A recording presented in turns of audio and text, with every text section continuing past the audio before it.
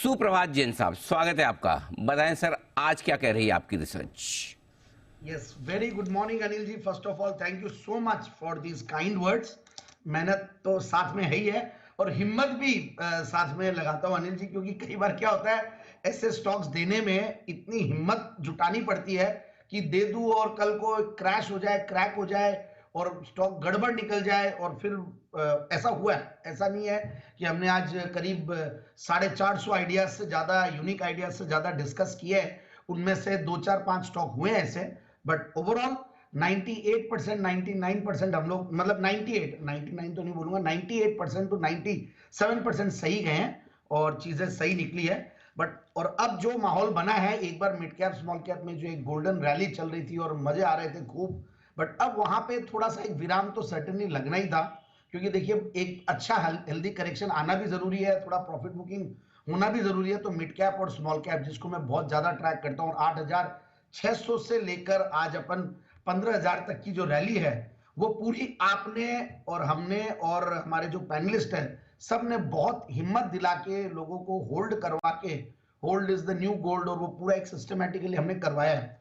तो अब थोड़ा बहुत ये चीज है कि प्रॉफिट बुकिंग बंद करनी चाहिए। जहां पे आपको बहुत ज्यादा यूफोरिया हो रखा है तो sale euphoria and by concentration, कहीं मतलब जहां पे मतलब कंसोलिडेशन, तो जहां कंसोलिडेशन है वहां डरना नहीं है, वहां पे लेना है, क्योंकि रिजल्ट्स को देखिए, अब जुडिशियसली एनालाइज करके लीजिएगा। ये नहीं कि कहीं से कोई भी खबर आ जाए और कुछ भी कूद पड़े। और वैसा ही मैं बोलना चाह रहा हूं कि मैं भी जेम्स में कोई भी स्टॉक देता हूं तो अच्छे स्टॉक होते हैं, बट उस टाइम पे कूद पड़ते हैं तो कई बार आपको महंगा भी मिलता है, तो थोड़ा सा वेट कीजिएगा। और आज का माहौल वैसा ही है। अब नेक्स्ट जो 5 7 10 दिन तक अगर जेम स्टॉक देते हैं और फिर ब्रॉडर मार्केट्स देख के और बात करेंगे बुलिशनेस की और ज्यादा। बट एक बार आप हमेशा ये ध्यान रखिए कि हमें नोट करना है। अनिल जी ने आज बहुत अच्छी बात सुबह बोली थी। सॉरी मैं अनिल जी एक आधा मिनट ज्यादा ले रहा हूं, क्योंकि बोलना जरूरी होता है शुरू में ये चीज, जी। जब एक चेंज आता बड़ा, कि आप लोग फंडामेंटली स्ट्रॉन्ग स्टॉक्स का नाम लिख के रखिए, अपनी लिस्ट बना के रखिए, और जो फर्स्ट इंस्टॉलमेंट है या जो 25% ऑफ योर जो टोटल इन्वेस्टमेंट है उसमें डालने के लिए थोड़ा सा ध्यान रख के डालें। तो वैसा ही एक स्टॉक है आरएससीएल गियरटेक लिमिटेड। और एक और बात कर दूं कि आरएससीएल गियरटेक लिमिटेड मैंने पहले भी जेम्स में कवर किया, बहुत निचले लेवल्स पे, और वहां से गजब का परफॉर्म किया ये स्टॉक और अभी भी बहुत बढ़िया कर रहा है। स्ट्रॉन्ग क्रेडिट रेटिंग्स वाली कंपनी और स्ट्रॉन्ग प्रमोटर बैकग्राउंड वाली कंपनी, रौनक ऑटोमोटिव कंपोनेंट्स लिमिटेड इस कंपनी का नाम है, पूरा पुराना नाम, और अब आरएससीएल गियरटेक हो गया। और कंपनी के बहुत सारे मार्की क्लाइंट्स हैं, मतलब ओईएम्स है, जैसे कि बीएमडब्ल्यू है, कुबोटा है, और केटीएम है, स्नाइडर इलेक्ट्रिक है। तो चाइना में अक्रॉस द वर्ल्ड इनका बहुत बढ़िया एक्सपोर्ट्स का एक लाइन बैठा हुआ है, और करीब 70% के लगभग एक्सपोर्ट करते हैं, 30% डोमेस्टिक उसमें, और प्लस टू व्हीलर्स में एक अच्छा प्रेजेंस, और टू व्हीलर्स में हम देख रहे हैं कैसी ग्रोथ है। और इनकी 2 मैन्युफैक्चरिंग यूनिट्स है, और कंपनी ने काफी कैपेक्स करके काफी ग्रोथ लाई है। और सबसे बढ़िया बात है, ऊपर के लेवल्स 1525 से करेक्ट हुआ है ये स्टॉक, और 1148 के लगभग, और अब एक बार हो सकता है बोलते बोलते 3 4 5% चलता है स्टॉक, तो वो चल रहा होगा, but certainly it's a great stock. और सबसे बढ़िया बात है, मुझे क्रेडिट रेटिंग्स देख रहा था तो वहां से बहुत बढ़िया कॉन्फिडेंस आया कि स्ट्रॉन्ग क्रेडिट रेटिंग है, A2 है और A- है, तो that also gives a confidence. और कंपनी के जो प्रोमोटर्स है उनको भी मैं देख रहा था, तो कंपनी ने शुरुआत में जरूर से एक जो इश्यूज आए थे, 2001 तक इश्यूज थे, फिर उसके बाद उभर के और आज बहुत बढ़िया कंपनी कर रही है। फंडामेंटल्स में मैं आता हूं तो बहुत बढ़िया लग रहा है फंडामेंटल्स। देखिए 30 के पी मल्टीपल पे है वैसे, बट ओवरऑल करेक्टेड स्टॉक है। 22% का रिटर्न ऑन कैपिटल एम्प्लॉयड, 25 साढ़े 25% का रिटर्न ऑन इक्विटी। पिछले 3 साल में प्रॉफिट की कैगर 27-28% रही है, और सेल्स की कैगर 19% के लगभग रही है। और क्वार्टरली रिजल्ट्स को जरूर से एनालाइज करें। कोई भी स्टॉक में कन्विक्शन तभी आएगा, हर क्वार्टर को एनालाइज करते रहें।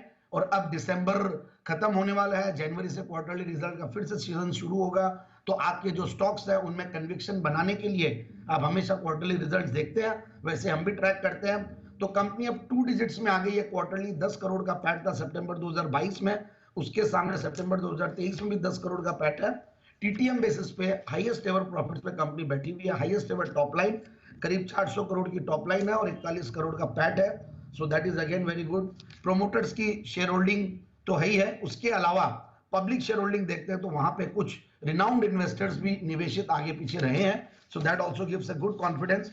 तो अच्छी क्रेडिट रेटिंग, अच्छे निवेशक इन्वेस्टेड रहना, अच्छे फंडामेंटल्स और अच्छा सेक्टर, उस सेक्टर बहुत बढ़िया है, क्योंकि सबसे बढ़िया बात है जो ग्लोबल सिनेरियो थोड़ा बहुत जो खराब था, अब वो भी धीरे धीरे अगर बेहतर होता है तो उसका भी बेनिफिट मिलेगा। और ऑटो एंसिलरी इंडियन सेक्टर तो बहुत बढ़िया कर ही रहा है, तो वहां का बेनिफिट मिलेगा ही।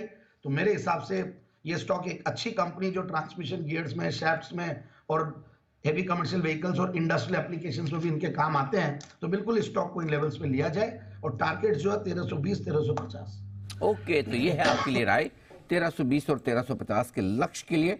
RACL गियरटेक, ये है वो ऑटो एंसिलरी कंपनी जिसमें ये BMW के लिए भी कुछ बनाती है। सर जैन साहब जी, BMW के लिए बनाती है जैन साहब?